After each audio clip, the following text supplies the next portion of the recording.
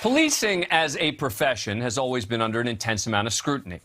But as the media narrative surrounding police officers has gotten increasingly hostile and negative over the last few years, and the danger for police on the job has increased, we're seeing record numbers of police officers being shot in the line of duty, a topic we discussed on our show with the Fraternal Order of Police last week.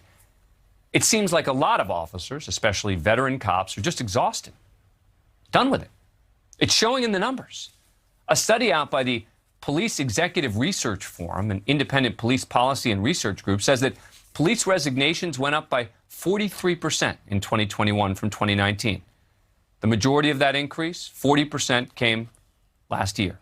Retirements were up, too, by about 24% over 2 years, between 2019 and last year. The research forum surveyed 179 police departments from 37 states and Washington, D.C. Staffing levels are down overall over the last 2 years. The good news is police departments hired more officers last year than they did in 2020, but numbers still down from 2019. And this is after a lot of agencies have pulled back on their hiring requirements, allowing less qualified people to apply to become a cop. But still, hasn't been enough. Police chiefs surveyed pointed to extreme stress over COVID-19 and their officers experiencing violence and hostility at the hands of protesters. They also said budget issues, sometimes driven by defunding campaigns, also may have contributed to it. Make no mistake, this is all bad news for the rest of us. As we see an increase in violent crime, we need officers to feel safer and more supported. We need them to want to protect and serve. And we need to shift public sentiment towards supporting cops, not routinely attacking them. Joining me now is Dr. Maria Haberfeld, professor and chair of the Department of Law, Police Science, and Criminal Justice Administration at John Jay College of Criminal Justice. Thank you so much for coming on the program. Appreciate it. So you actually think that the problem is even more serious than the numbers are showing right now? Absolutely. It's not about numbers. It's about the experience that's leaving police departments. Senior officers are leaving. They're taking their leadership skills with them, leaving the departments without the institutional knowledge, without the institutional experience. New officers are hired, as you mentioned, with standards that are lower than the standard that we had. And to begin with, American policing is not known for having very high standards for recruitment and selection.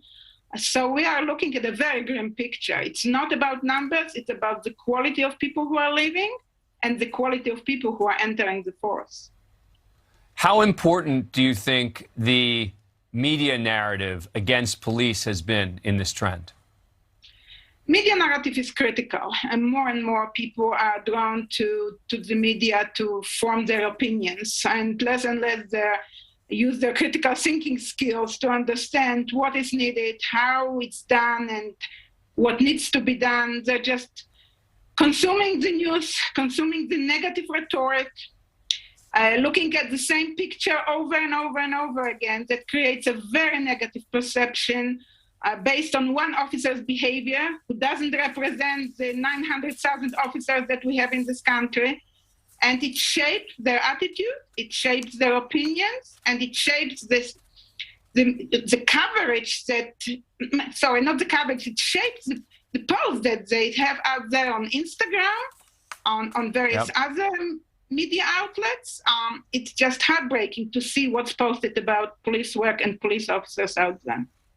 The bottom line is we need more funding, we need more training, we need better officers, not less funding. I mean, I think that's fairly self-evident to someone like you who does this for a living, but it seems like a lot of the people, who are in the public and in the media bubble don't realize that.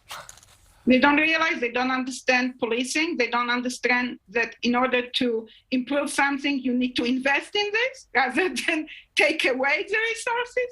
So we are subject to loud voices, uninformed voices, people who don't understand what they're talking about, yet are taken much more seriously than us, the academics who devoted our lives to understanding this profession. Thank you for watching. Click the red subscribe button below so you can get more of NewsNation's fact-driven, unbiased coverage.